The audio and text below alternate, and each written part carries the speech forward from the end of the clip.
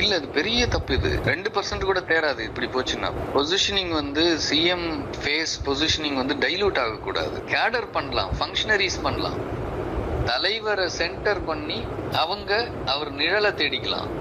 அவர் நிஜத்தையே இன்னொரு நிழல் வந்து ஆக்கியூபை பண்ணக்கூடாது. அதுவும் ஒரு கல்ட் டைல்யூட் பண்றதெல்லாம் வந்து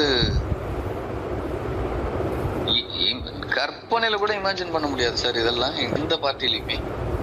அதெல்லாம் நீங்க அன்லெஸ் நீங்க விஜய்கிட்ட நேரடியா பேசினாலே தவிர நீங்க வந்து ஒரு கன்ஃபார்ம்டா எதையும் நீங்க ஒரு முடிவுக்கு வர முடியாது. நீங்க அதனால விஜய் வந்து தன்னை இன்னும் ஓப்பனா வச்சுக்க வேண்டிய அவசியம் இருக்கு.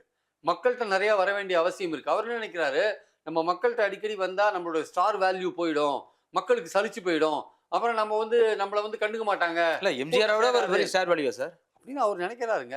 அப்படின்னு அவர் நினைக்கிறாரு. தப்பு அது. பூர்விகா அப்ளையன்சஸ் இப்போ பிரம்மாண்டமா OMR துறைப்பாக்கத்தில்.